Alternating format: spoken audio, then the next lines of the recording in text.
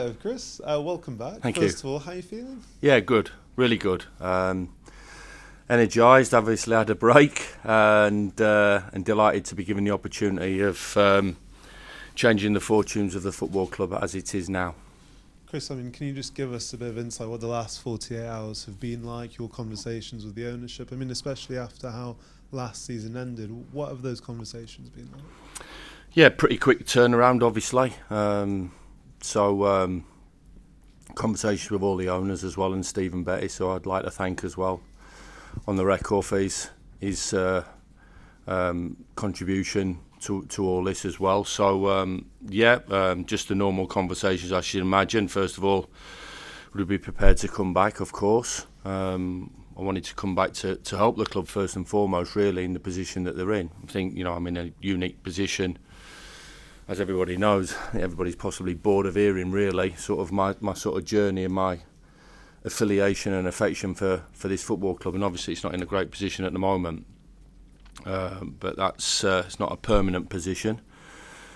So, what we would do to change things around, what you would bring to the table to help change around the fortunes of the club in the situation it is at the moment. So frank and honest discussions.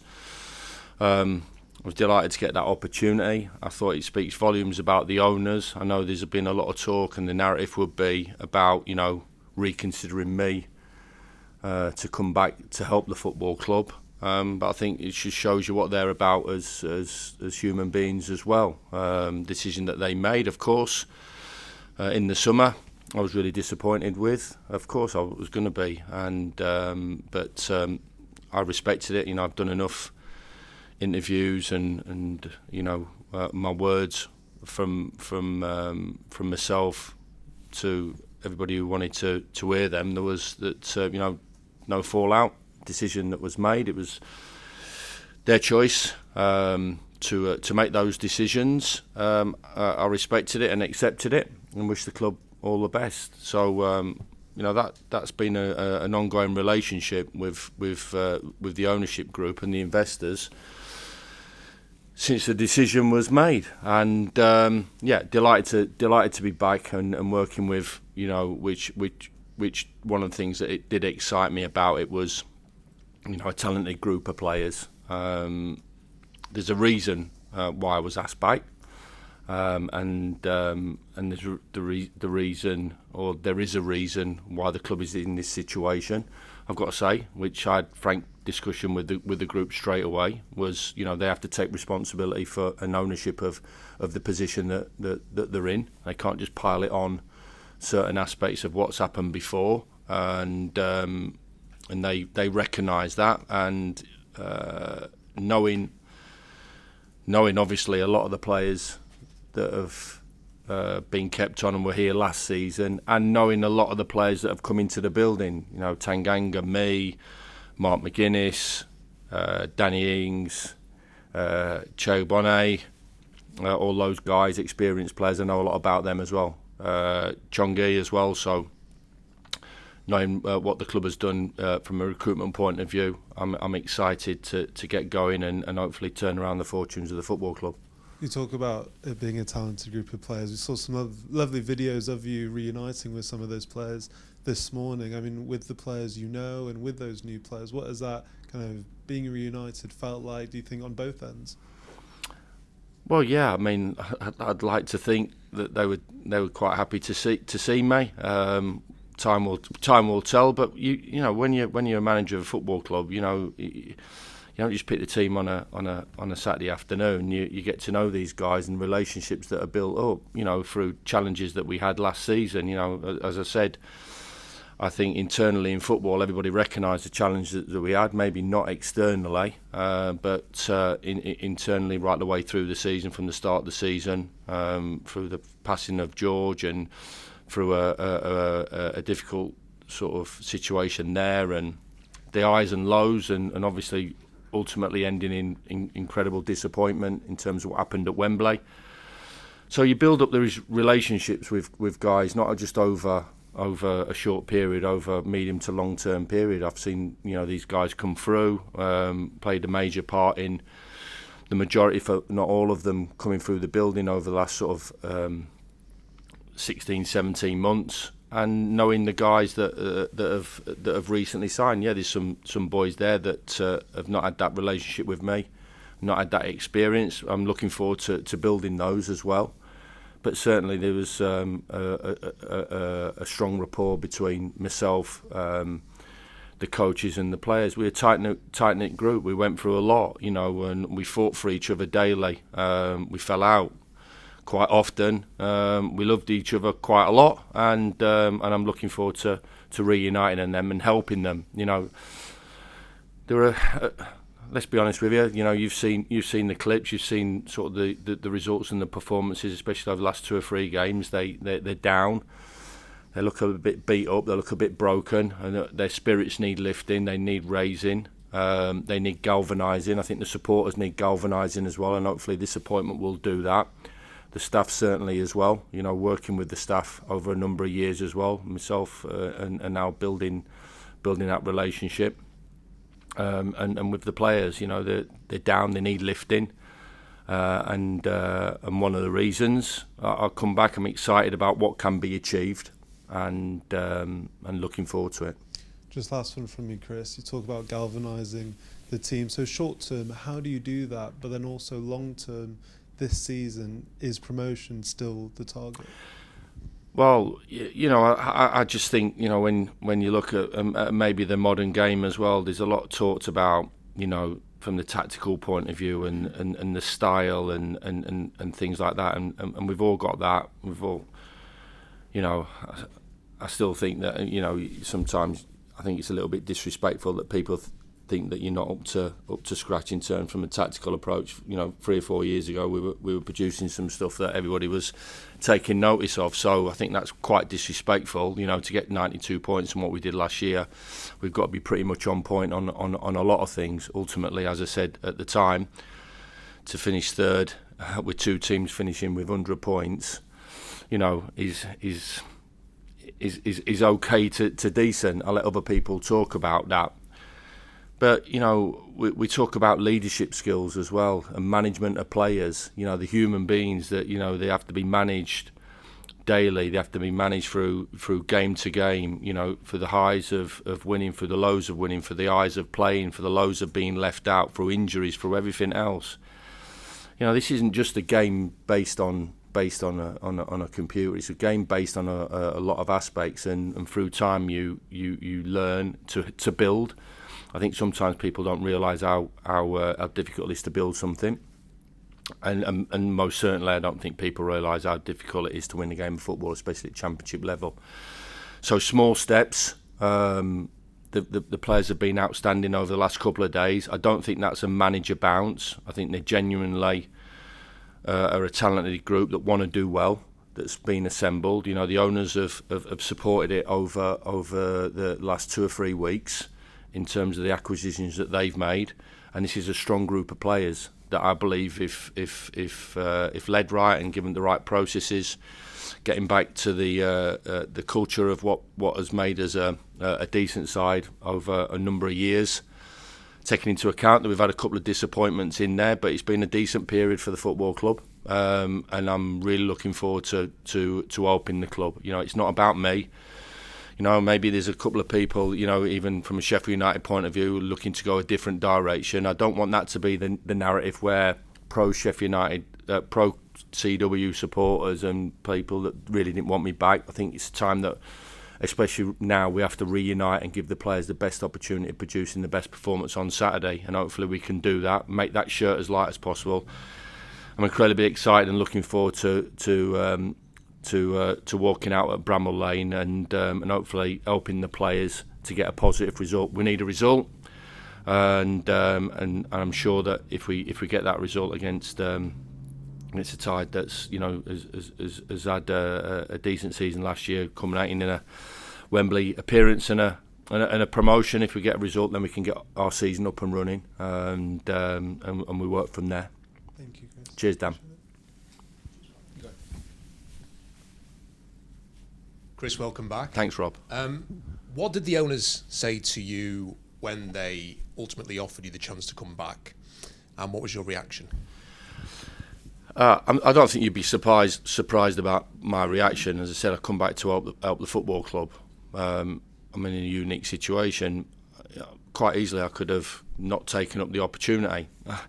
It's amazing maybe how your stock goes up when you're not even in work and you're not even on the side of a pitch. But there it is, to help the football club, to restore a little bit of pride, restore some belief into the players, and get us out of the position that we're in. It's certainly a position that the owners weren't expecting the club to be in, but they are for a reason. And as I said, the players have to accept some responsibility for that. Rob, bottom of the league in duels, bottom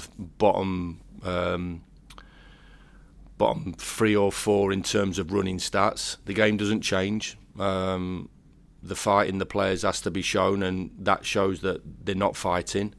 And at the moment, they're not running around.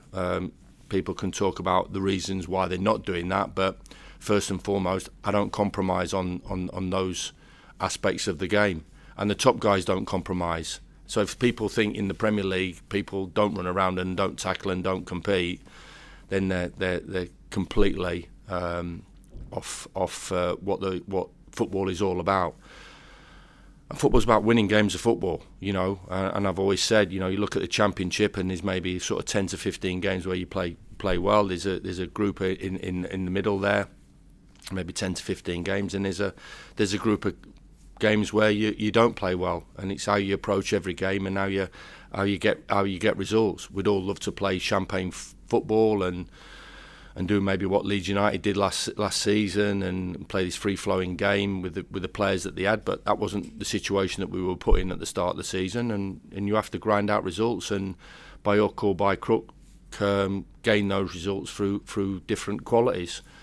We have the players to do everything here, to fight and to grind one out, and to play decent football. We were in the middle of it, of course, and as I said, I understand and respect the decision made, but picking up from where we sort of left off in terms of our build and development, I'm really looking forward to.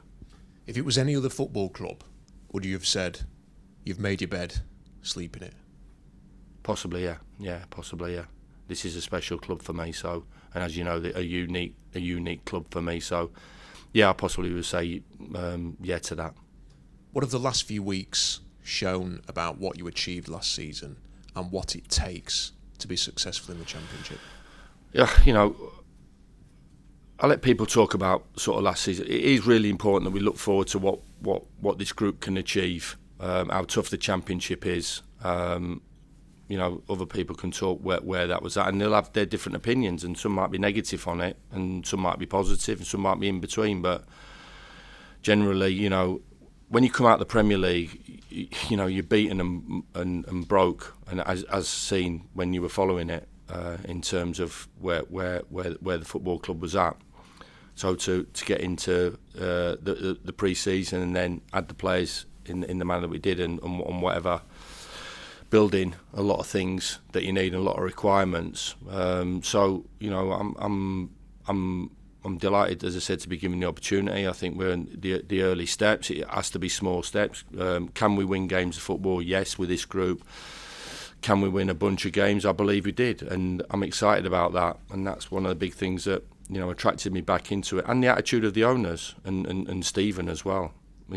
Hugely impressed. And as I said, quite easily they could have gone down another direction, another path, and they didn't. So huge respect to them on that, and enjoyed sort of my conversations with the owners when potentially there was an opportunity, a possibility of coming back and moving and collaborating with them as well. I know there's a lot of talk about AI and whatever. I always think it's a collaboration of everything. I think they've made some smart signings as well. The back end of the window. In terms of the likes of Chong and Tanganga and Danny Ings and Ben Mee and Obone, to give the group that experience, with third youngest group in the division last season as well. So to bring it all together and build on that, yeah, it feels as if got another points deduction, but we'll work off to the back of that. But small steps, and starting on Saturday, we need a big week. I told the players we need a big week this week, which so far we have. And tomorrow needs to be a big week, a big day, even though it's their day off, to prepare like winners, to prepare like they need to give us the best opportunity of going into Thursday and into Friday and hitting the ground. The atmosphere on Saturday will be absolutely electric, in my opinion, and I think everybody who supports us and realises that the support that I've had personally is humbling as well. Not maybe it's not universal, I get, but the people that have sort of talked to me and talked about over these past disappointing weeks about an opportunity of returning and giving that opportunity, amount of message that I've had. I really thank them for the support, but the biggest thing is that we support that team on Saturday afternoon because they need that. They need the lift. They need the lift of the energy of the supporters. They need the belief of the supporters, which I believe that they have got. They certainly have got my backing and my belief, because first and foremost, I wouldn't be here if I didn't believe we could achieve anything. The owners are relatively new to English football still. In your conversations with them over the last few days, have they conceded that maybe some ideas were not right? Have they even maybe apologised to you? No, I'm not. I wasn't looking for an apology, or I'm not looking to come in and I'm not smug about the situation. It's my football club, we're bottom of the division, played 6, lost 6. That ain't a good place. We're not looked at, in the football world as a good place at the moment. There's obviously a lack of respect to the football club, which has to be owned at the moment, and I have to help the players, and we have the opportunity and the ability to change that around. So I'm not smug about the situation. I'm not sat back and thinking, oh, that's great, they lost. I think some managers might be, but I'm not. It's my life, it's my pal's life, it's my family's life, as we all know, and we want the club to succeed, of course. So and I'm not banging about that, and you get some, go in there and you tell them, and you need to tell them what to do, and you need to tell them. No, I love working with people. Like I said, the attitude of the owners has been great for them to initially approach me. The attitude of Steve to make that call and us to have that chat sort of gives a good feel and a good vibe about the place. And these are humble guys as well, the owners, and they don't do well in their own particular businesses and careers without making now and again decisions that maybe they look back on and go, maybe I shouldn't have made that decision. Me too. There's always that reflection on everything you do. Whether it's training, whether it's picking the right team, whether it's changing the team, whether it's formation, whether it's tactics. There's always that reflection. And maybe I should have done this, or maybe I should have done that. But you live in the moment. You make the decision that you feel is right for you at that particular time, or right for the football club. So they've been really positive, forward-thinking, forward-looking discussions with the ownership groups, and I've spoke to the majority of them as well. It's not just like the previous regime where it was just one guy and some advisors wrapped around Prince Abdullah. There's a number of people there, and I've had messages off every one of them wishing me all the best. So that fills me with great sense of enthusiasm, pride, and support that they want us to change. And obviously, you've seen the statement that they made in terms of my return to the club. There's a few players who were excellent for you last season have not quite reached that level of performance so far this year. How do you get them back to the level from last year, do you think? Well, there's all different ways to motivate people. Some need maybe a bit of a bark at, and some need maybe a little bit of a shoulder on, and I think that's what we were talking about. It isn't just done on a tactics board. There's a lot that goes into it in terms of getting the best out of a group, and we've managed to do that for a lot of my period of my time here from 2016. Getting a pint out of an half-pint pot is key, but we've got some talented players here that are underperforming without a shadow of a doubt. I think we all know that.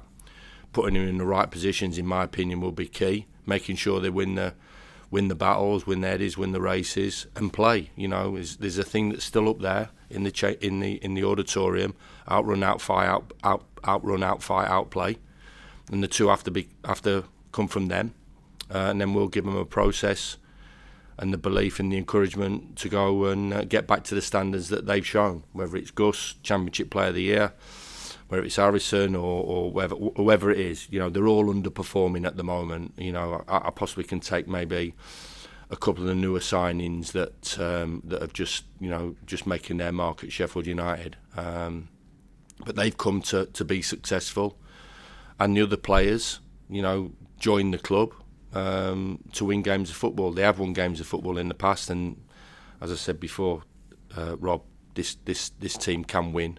And should be winning, and that's what has to be our short-term goal.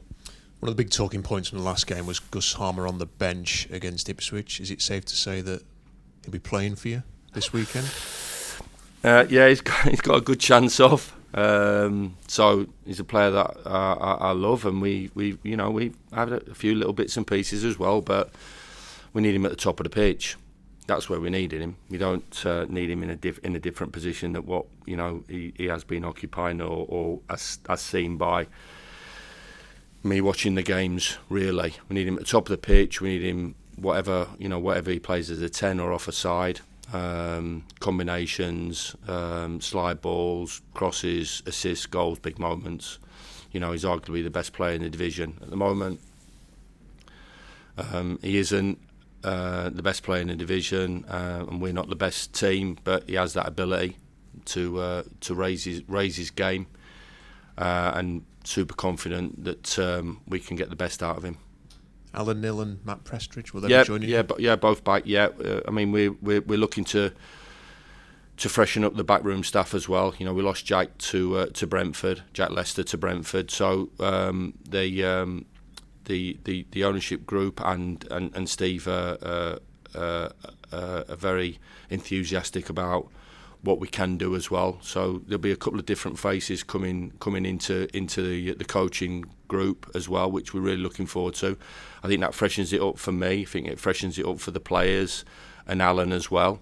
Mickey Collins, who I've got enormous amount of respect for, will be promoted back into the first team group and will take a more prominent part than he has done recently, and to what he did last season. Very good young up and coming coach, and there is as well is a pathway for the coaches in the academy to go into the senior management group, and Mickey will be back with us, and in time we'll announce hopefully the additions to Opers and help the players. Could you get back into the promotion mix? Well, one game at a time, but it's not impossible.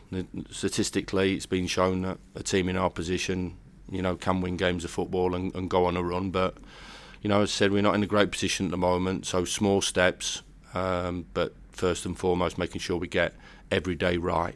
And that includes, yesterday and today, which, to be fair, they've been outstanding. And going forward into Thursday, into Friday, and into the first game, let's get that first win on the board, and let's try and build a little bit of momentum, a bit of belief, repair the boys, put them back in their natural positions, put a bit of belief into them, put a bit of organisation, and as well, a bit more of a culture reset. Sheffield United is not a team that is bottom of the division on duels or running distances. There might be some other clubs that, and I'm not going to particularly, name those teams that think about that side of the game more than the other side. I always think the most successful teams are good at both. We've got the ability to be good at both. I think we all understand and want to see and know what a good Sheffield United team looks like. The supporters do, and getting back to the basic principles of winning a game of football. That ain't old school. That's right school. You've mentioned a couple of times sort of bringing everybody together. and you made reference, you don't want it to be CW in and those who are against. I think the people who maybe have been negative are in the minority. But what is your message to those people who are out there if they have those opinions? Well, listen, everybody's got the opinions on everything, so whether it's selection or signing of players collectively as well, and whatever happens at a football club, there's a lot of things go off internally that people don't get to know about, and rightly so. But there is to support the team, and put aside at 3 o'clock to 5 o'clock on a Saturday afternoon and give those players the best opportunity winning games of football. We all want to see our team win. I even think I saw a couple of things at sort of the back end of the season, and not going to Wembley and not wanting to see it and not wanting to win and stuff like that and staying in division. How can you ever not want your team to win a game of football? It's absolutely ridiculous. I can never want your team not to win a game or your players not to play well. It's absolutely outrageous. We all want the players to play well. We all want to give everything for the badge, leave everything out there and win a game of football. So if it's a minority, I get it. Don't agree with it, but I don't think there's very few managers that have 100% universal support from everybody. Even saw bits and pieces sort of last season regarding Pep and what he's achieved. So you have to deal with it. It's part and parcel. Majority of it's on social media where the loudest get heard. But everybody I've bumped into wants the team to do well. And mad Sheffield United supporters and want us to win and want us to start climbing the table. Quick final question. You've had so much success, great relationship with this club over the years. What do you want this latest chapter to look like? What's the ideal for you? Win games of football, short term to win games of football, medium term to win enough games of football to put us in and around it at Christmas time. Reflect and analyse through these next to 2023, what we play 18 games. Reflect and analyse over these next 18 games. Have a look, see what we need to do. I'm not so sure we need to do a lot. If I get a tune out of this group, which I'm sure we can do, and they play to their potential and their ability, what they've done previously at clubs, what they've done here, bringing it together. There's certainly not a broken changing room in terms of team spirit. They just look a little bit broken in terms of the sort of identity at the football club of the football team at the moment. I'm sure that there'll be discussions about what we can do to improve, and maybe players might. I look at the group now, and I think there's 29 pros in there, which is far too many. So there'll be some players moving on and going out the building to trim that down a little bit. And hopefully we're in a position in and around December where we can have a positive January transfer window. As I said, I don't think there's a big amount of business to be done really, and we can have an exciting second part of the season, and who knows where it can take us. First and foremost, we got to get this week right and got to get Saturday right, and hopefully. The feeling walking out that ground at 5 o'clock will be a different one to what everybody's had to deal with recently. All the best, Chris. Cheers, Rob. Thank you. Cheers, Rob. Hi, Chris. Hi, Welcome Dan. back. You touched on it with Dan there about being energised by the break that you've had. Just give us a little insight into what that's been like for you on a personal level. Is there anything that you can perhaps take into this spell that you've learnt in that time? No. It's like it feels as if it's been a little bit of a me and Francesca have had a little bit of a European and world tour. Like we've had the ability to get away, but you take up that opportunity when it comes to you, because I want to work, and delighted to be working back at our football club. So. No, not really. You reflect as well, of course, and you move forward. But I always thought that I was confident that we'd be back working again. I always think that you look at it and you go, not everybody can win. So and the Championship is such of a league that everybody wants success in it, and everybody can't have success in it. Some teams have started well, some teams have started okay, and some teams have started poorly. And I think everybody knows the name of the game, that if you don't get out the traps and you don't win games of football, especially as a big club that was sort of had sights set on returning to the Premier League, then there's going to be changes made, whether there were changes made here or in the next 4 or 5 games at other clubs. So, yeah, I'm not done yet. I want to work. I want to succeed. My hunger and desire personally is as big as it's ever been. And getting back to work, being not back for pre-season, being not on the side of a pitch watching games, which I've watched a few games as well, been to a few games as well, doesn't fit well with me. It's not natural for me. Yeah. It's a place where I've been for close to, if not over 1,000 games, and it's something that I love doing, and it's my passion. Is Fran glad to get you out of the hair then? 100%. I think that's the reason that I took it, because I was getting booted out the door. So she's absolutely delighted. When something like this happens, all the cliches about being, point to prove and being refreshed and as determined as ever will be sort of put out there. Do you feel that? Do you feel like you have something to? Not something to prove in a negative way. I don't think I'm on my CV and proud of the journey, but that's gone. All that stuff has gone, and you look for the next challenge, and you look for the next success. It's something that you crave. You'll never be tired of that winning feeling. Never be tired of that Saturday afternoon feeling at 5 o'clock when the final whistle goes and you won a game of football.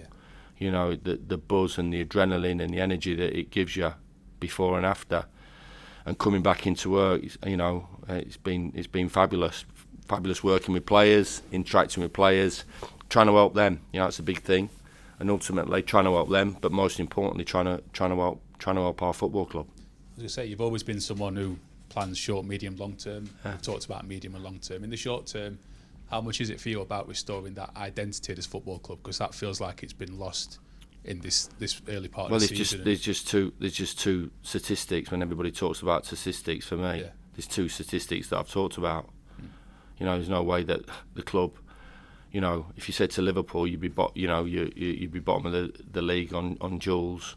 The likes of Jurgen Klopp will be absolutely doing his nutting. Yeah.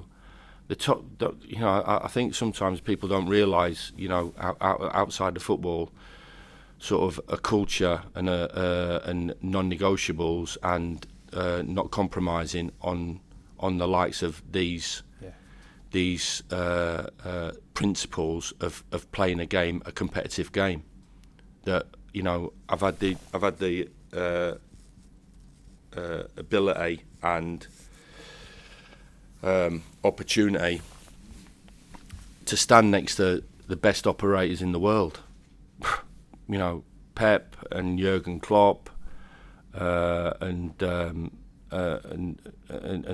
likes. It's the big hitters of the game, and don't be surprised that they want to win, and they want tackles to be made, and they want races to be run, and they want their team to run around. Because if you don't, you're not going to get control of the ball. You're not going to. It's all different. I keep going on tactical. I'm not going to go on about it. It's all different ways of winning. Yeah. I'm not tied down. I'll deviate from one to the other to win. I think that's always in us. And I think especially I was listening to Southampton. I did when I worked for Sky in the first game of the season, and watched the Southampton game. I was listening before, and the manager was talking about these supporters have been beaten up and broken. Pretty much like we were the previous year, and they just want their team to win. Yeah. They didn't care how it was happening. We all want it to be beautiful champagne. Fortunately, that isn't the case, and I think I know enough about the footballing championship. Unless you're blowing everybody away financially, then it's going to be a scrap at times. And at times you all want it to go well, and you want it to be like we did against Bristol City, 3-0 up, 3-0 up away from home and 3-0 up at home, and it's all lovely and great and calm and super. but it isn't like that. So, you know, that's what we're looking to do, and, you know, get back the culture of the football club that's made this club win games of football over a number of years, and give us that culture that that we're known and how it represents us. Yeah. There's obviously a lot of players, you touched on this, that you remember from or you worked with last time. There's a few new ones as well. Some have gone, some have come in.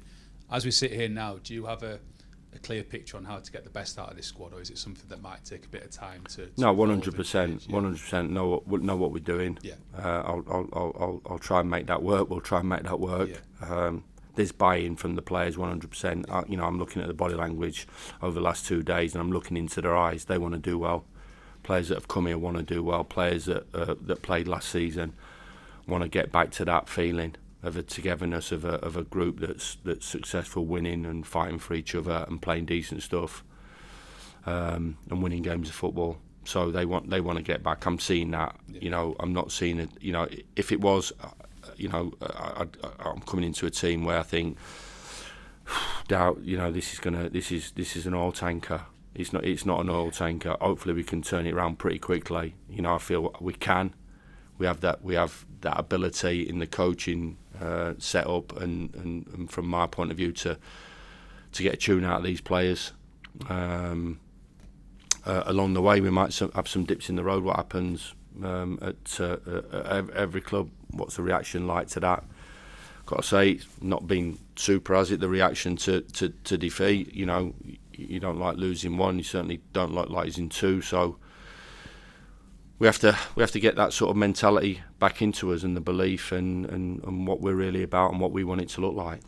Obviously, this time round, the deficit is perhaps a little bit bigger than it was last season. Yeah. But is that experience of last season, -2 starting behind the 8 ball, something that you can perhaps lead on this time around? Well, I'll certainly take 92 points from this position. Yeah. I'm not sure that'll be attainable, but we'll go game by game and small steps.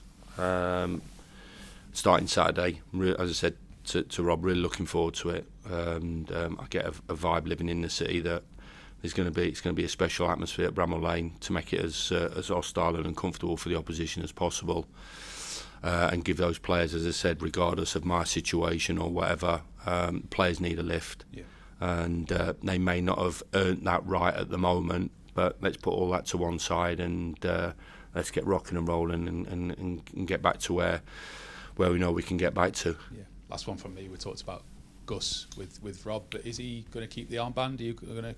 Yeah, no, it's a discussion to have, and you know, we've got to pick the right one for that. So whether it's Gus or whether I take that off him and just get him to concentrate on his own game and being that player, that championship player this season, where we all saw, you know, his contribution to the team was absolutely outstanding. Got the X factor, you know, goals he scored, the assists he created, his work ethic. You know, he has the ability to be one of, if not the best player in the championship. And I know Gus wants, you know, I've already had a chat with him. I know he wants to get back to that. Yeah. You know, he knows that, you know, maybe his standards have slipped as well. So he has to, as they all do, understand and take responsibility for that and ownership of it. But, you know, in there is a good lad. He's a good kid, and he's an exceptional football player. Thank you. Cheers. Cheers, mate. Cheers, Hey, Hi, Chris. Good to see you again. And you. Given the way things ended in June, there's been speculation about directors of football or go-betweens between yourself and the board. Will anything change sort of structurally to ease that, you know, make that process easier? No, there has been talk. Anything to improve the running of the football club. You know, I'm not something that you know. I think the narrative is that I want to do everything. That is completely against. I've got an idea, and I like to use my experience to help and collaborate. So you know, I go back to signings 4 or 5 years ago. You know, of course, the players that we all decide and work on and source to make us better. Ultimately, it's my name that goes on it, but there's a lot of other people in decision making. Everything has to go through board approval, so there's a lot of discussions. And as I said, Stu, I'm here to help the football club. I'm not really. I don't feel as if I'm the age that I'm in. Still, the enthusiasm is as strong as it's been when I first got the job at Alfred a few years ago, which takes me back when the excitement that I had then as a player manager. I'm not sure I can do that role at the moment, but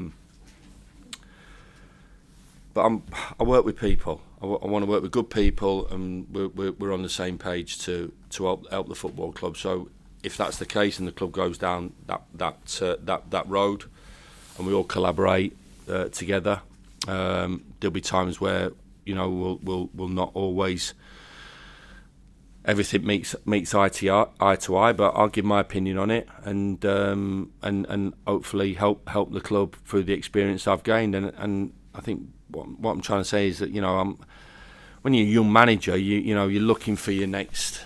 If I do well here, then maybe I'll pop myself there, and it's a little bit like snakes and ladders. Sometimes you climb, and then you have a little fall, and then you get back up, and this, that, and the other, and you're making your way in the game, and you want to work at the top, and you want to be as ambitious as you possibly can be, which is no different to what I want these players to be. There's a bit of a more different feeling to me now, really. I just want to help the football club and turn this around, and if I'm part of something going forward that succeeds, then brilliant, and it'll fill me with an enormous amount of pride. We're still hurting a little bit personally as well about what happened sort of at Wembley, where the game sort of got away from us as well, reflecting on what we could have done a little bit better. But I think we all know the rules. When you don't go up automatically, you have to go through the process, and you can lose a game of football. So that stings a bit. So motivation on that, maybe a touch, but really just to win, and have that feeling inside me personally, and hopefully give that feeling to everybody connected to the football club, the players and the supporters, that they're part of a team that's back on track and winning games. So in terms of those sort of structural discussions, structural ideas, do they just have to be parked at the moment? Because obviously you've got a game. I think they're ongoing, but they'll be ongoing at senior management level, and when the time's right, and I'm involved in those discussions, then I'm sure, out of respect, that the ownership will consult me and ask for my opinion on it. But moving forward, it's nothing that I'm scared of, and afraid to collaborate with good people to make us better. That's pretty much as simplistic as I can put it, Stu. Do you think then, in terms of managing upwards, maybe not so much downwards, I don't know, that you've talked about how you've changed it, you've maybe mellowed a little from the first time you were here, perhaps, in terms of your attitude to all these things? Yeah, well, I'm still spiky. I still have that reputation. I think maybe a third of people maybe quite like my approach. A third maybe dislike my approach, and maybe there's a third in the middle there that are really undecided. But I'm not here to win a popularity contest. I'm here to win games of football for the football club. As long as the people that I represent respect the job I do, generally, and I have their support, which I believe I have, then that's good enough for me. I'm a Sheffield United fan, and I don't have to pander or appease the football world. I like to think that I've got a lot of respect in the game for what we've achieved. I believe the club has a lot of respect in the game for how we run our business, and it's an historic club that it's a proud old club that is in a bit of pain at the moment. So I think you do, Stu. Managing up is, you always have to manage up, manage sideways, manage below, or whatever it is. there's a load of things that are connected to being a leader and being a manager. But you know, sometimes people fall out and have difference of opinions, and I think, like I talk to the players about and always say, you'll get an honesty about me. I think if you ask any player that has played for me, they'll recognise that and realise that. Dean Henderson, absolutely love him to bits. One of my favourite all-time players that I've ever managed, from a character point of view and ability point of view, and just a general great human being and a fabulous footballer. I had a pop at him when he let one through his legs against Liverpool and got absolutely caned by everybody. So, that's just my honest approach to it. There's times where you have to tweak it a little bit and maybe not say as much as you wanted to say, but for the majority of times I think people respect honesty. Players, I respected the honesty of a manager, and I think people want to know where they are and what the core values and principles of you are as a human being, and that's how it is. And I think it's maybe a little bit of a mellowing out there, Stu, but still you want right things to be done at the club and go in the right direction. And when you reeled off the names of the new signings to Dan, a lot of them, they felt like they were the sort of profile of player that you sign anyway, sort of thing. Is that your feeling, that when you talk about it being a good window, that these are the kind of characters and profiles of players that you would have wanted to bring in? Maybe not the individuals, but the style of player that you'd have brought in if you'd have been in charge. I think I've gone on record. I think the club have gone record in terms of the decision to part was not a misunderstanding or a falling out on terms of the way the club were going. I knew that was to collaborate with that. So this wasn't going to be an ultimate, we're going to sign these sort of 21, 22, 19, 21, 22 players, because the owners know that that you can't survive in the division. We were the third youngest team in the division last season. There wasn't any young players that were playing for Burnley or Middlesbrough or Coventry really, or Leeds United. We were putting young players in left, right, and centre. Restoring values to the players that we already had in terms of Hamer and Nell and Vinny and the likes of that. Signing good young players, Cooper and Burrows, good free transfers in terms of Callum O'Hare, and putting value onto our young players. So to restore value is a big thing. So there was never any falling out. It was a decision that the club made that they wanted to go in a different direction. But there had always been, in my opinion, the necessity of signing some of the players that the club have signed. And I've got to say, I think the club have been incredibly ambitious and put their hand in the pocket in terms of what they've done. Would I have signed Tanganga 100%? If Robbo had gone, would I have signed Ben Mee 100%? I knew the club tried to sign Cheo from before he went to Luton. He was living in Kelham Island. The club tried to do it, but they missed out on it. I see his career and his profile, and he's a good Sheffield United player. Like Chong, we all know about, and other players, Mark McGuinness, we all know about. He's played well. He played over the road, and obviously did very, very well for the team down the road. So he's a good player. He's an experienced championship player. So he's putting them all together. So yeah, 100%. I would have, and I would have. Niels, I would have signed Niels. The boy from Sweden. He was in the system. They're good signings. They're young signings that we can develop, but developing with our academy players, developing from players that we've signed, developing like young Alex Matos, obviously great CV from Chelsea.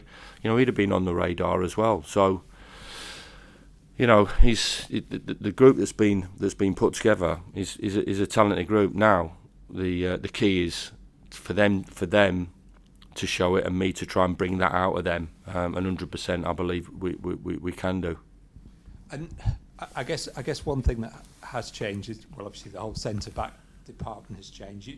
I guess the balance of the squad is probably slightly different. Does that come into your thinking in terms of formations or that sort of thing, or do you see them all fitting? No, not really. No, not really. What have you got? You've got four centre halves. You've got your two left footers in there. You've got competition at fullback, Ben Godfrey and Femi. Competition at left back. You've got midfield players. We need Tom Davies back. You know, we've got young midfield players there, and then obviously Blaster coming back into it. So I think, you know, I'm seeing what I would say 95% of Sheffield United fans are seeing. You look at the midfield and maybe go, you know, some young talent in there, but you know, maybe it's a time for them young talent to flourish like they did last season, where I stuck pegged together with our Blaster in the Championship in the position that we were in at the top of the division. Yeah, because I believe in both of them. You know, but Matterson, Samarian, we need Tom Davies back. You know, he's pivotal. He does give us that little bit of experience as well. You know, we've got Cheo off the right. We've got Brooksy off the right. We've got Chongi who can play there. Chongi who can play at 10. Danny Ings, who we've not even mentioned. He's a smart signing. We've got Tom and Ty as two stretch nines. We've got Louis Barry and Gus off the left. So I'm possibly, you know, telling Nathan what formation I've already played if he's watching this, but I don't think it's going to be a massive surprise to him of the formation that we played. But I think what we've done as well, we can go. I'm not set in stone in terms of formations. I keep saying it. We've coached 4-3-3, coached, you know, 4-2-3-1, played three centre halves at times. You have to be fluid and flexible in my opinion. Some aren't. I think some modern day coaches aren't. I'm not sure that's the right way to go about it, but I think you've got to be flexible. Read an article from Carlo Ancelotti, and he's talking about, well, I can't unless I know what players I've got and what my opposition is, and you know, is half my team out through injury, and then I have to be flexible in terms of the approach. I think you've always got to have something that is your starting sort of formation. But at times it changes, and you get on a roll and get a bit of momentum, and that works for you. So, you know, flexibility and being flexible with our ideas is key to that. And just finally from me, I mean, you were unfortunate last season in that there were two exceptional Championship teams. This season, the three that have come down for quite obvious reasons have not found it easy going yet. Do you think it'll be a more open Championship? Yeah, I do. Season? Yeah, I don't think two teams get 100 points. Yeah.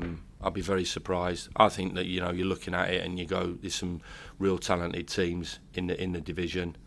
You know, Ipswich and Southampton are right up there. There's some formidable Championship sides that are knocking on the door in terms of Middlesbrough and Coventry and West Brom and Norwich.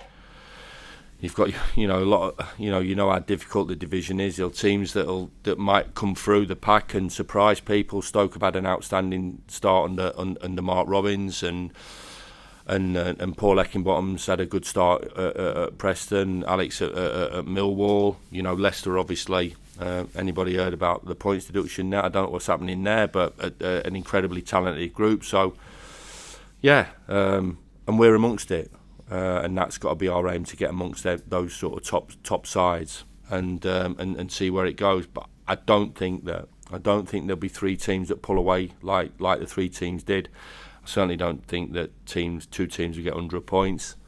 I might be wrong, and let's wait and see. But first and foremost, let's concentrate on us. You know, being the best version of us on Saturday and getting our first 3 points of the season. Cheers, Stu. Thank you, mate.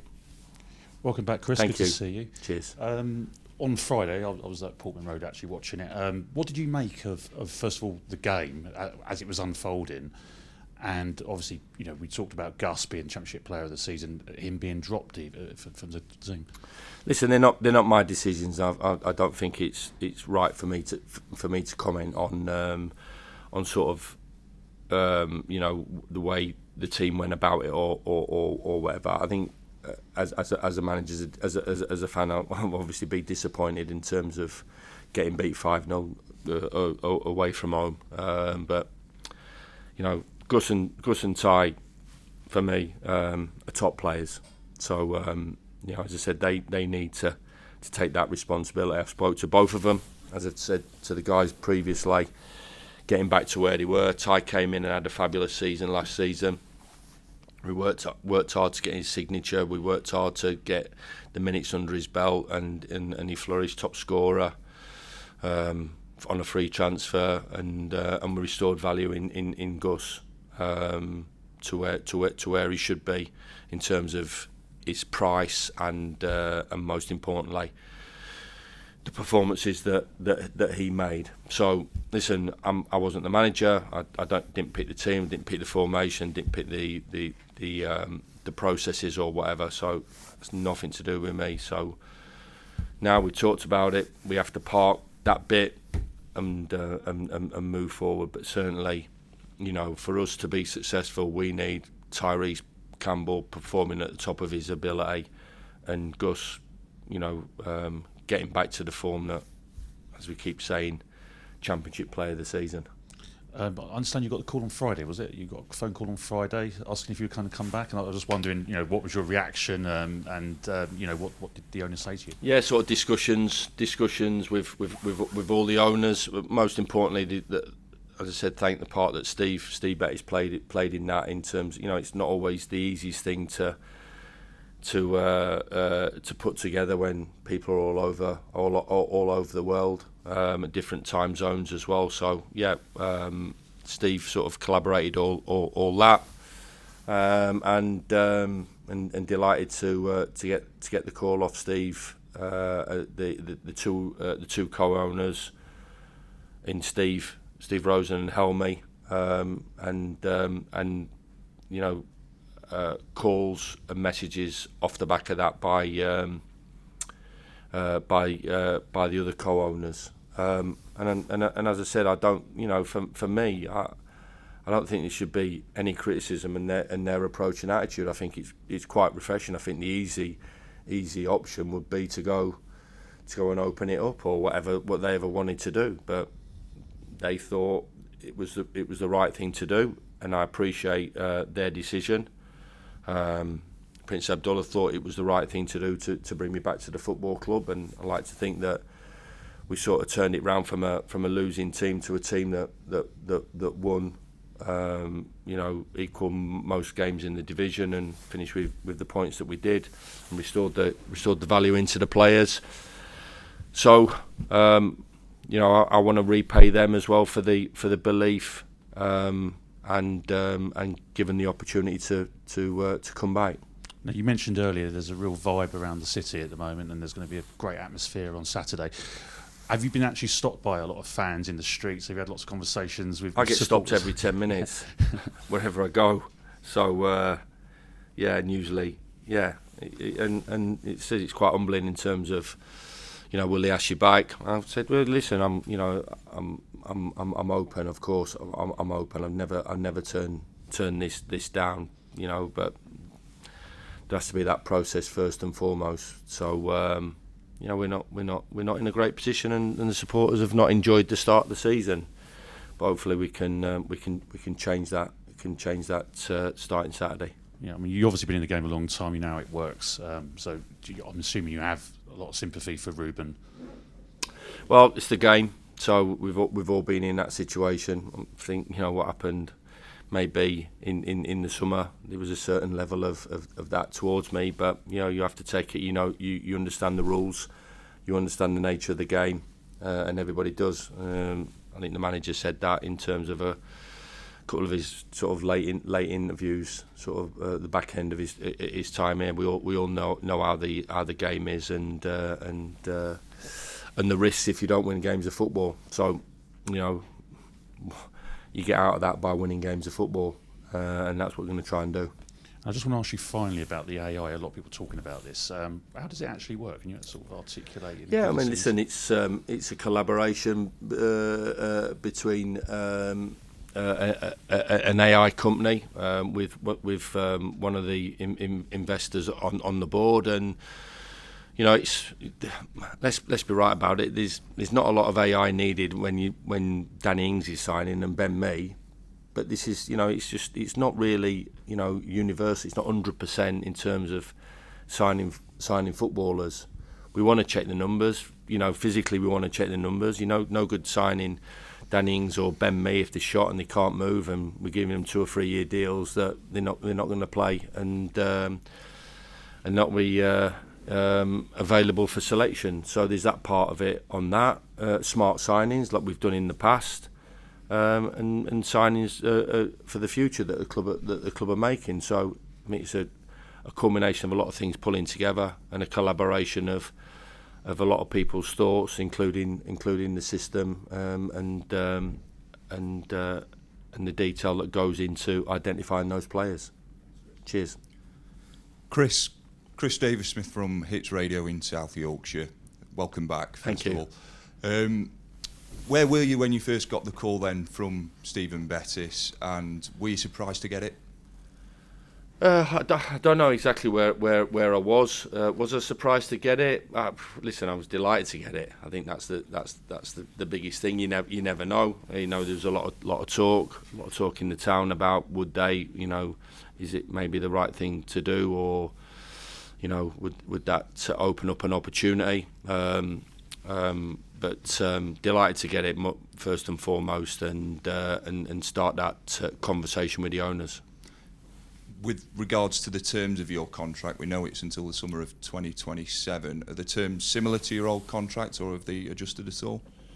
Well, I think that's you know, confidential between. I'm not going to tell you, you know, what's happening from a financial point of view, but you know, certainly from my point of view, the easiest option would be not to come back and just to crack on, left on good terms. Disappointing, obviously.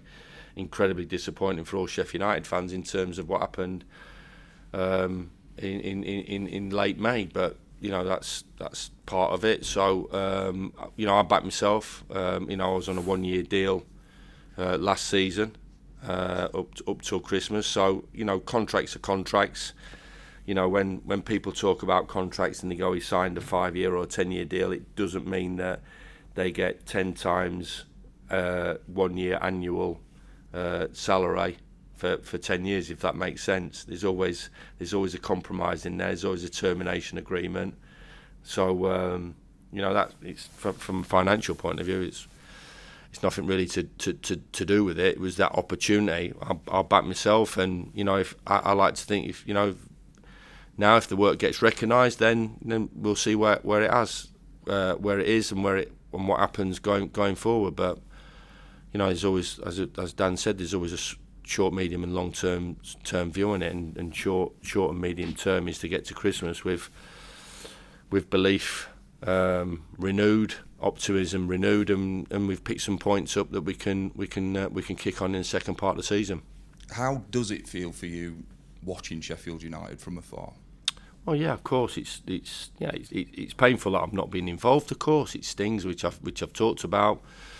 And it hurts a little bit more when they're not getting the results that we all know that they can get. Because first and foremost, that's us and what we've been brought up on, and we want our team to be successful. Were you close at all at any point during the summer to potentially joining any other club? Yeah, I had a couple of conversations with a couple of clubs and got pretty close to a couple.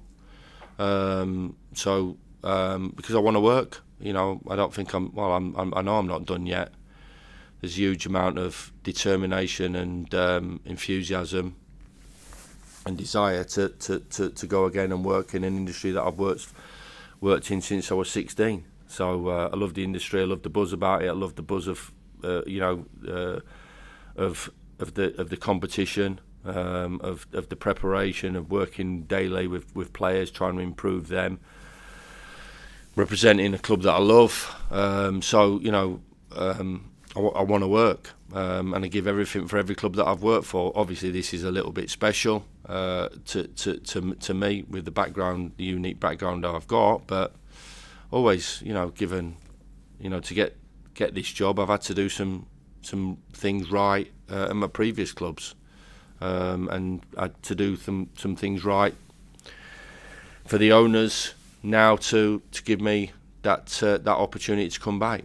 And considering what happened in the summer, did anybody close to you ever advise you when this opportunity came back up, potentially not to take it, or was everybody unanimous in saying go for it again? No, everybody's got their opinion, and there'd be certain people that would have said that. But I'm a big boy.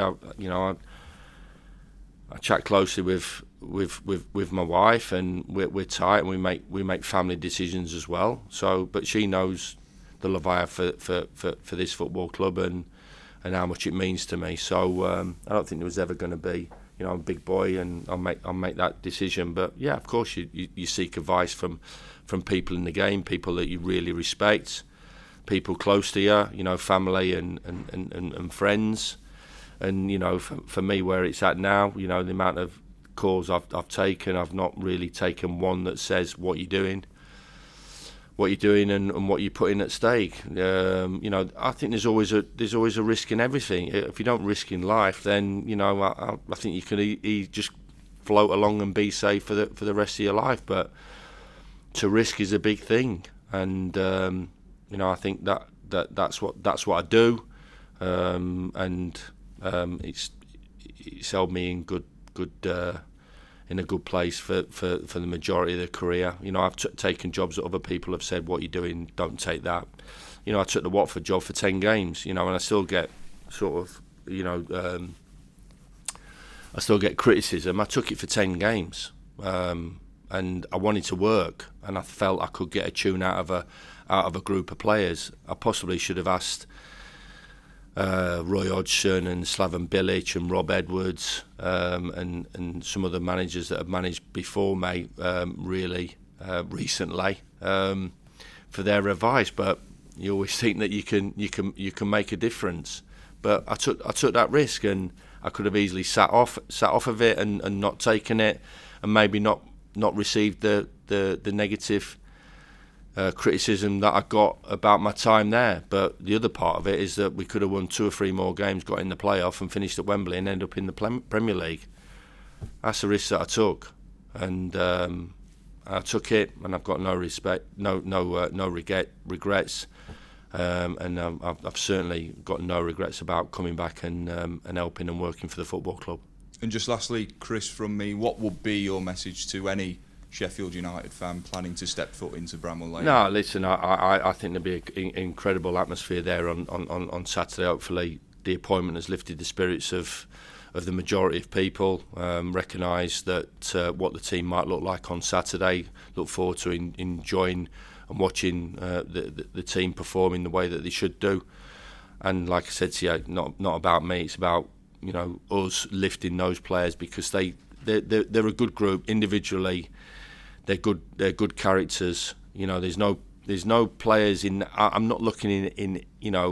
Sometimes you go into a football club and you go, dear me, when you walk through the door, and you go, I've got my work cut out, because he wants to do this, he wants to do that. He don't really want to be here.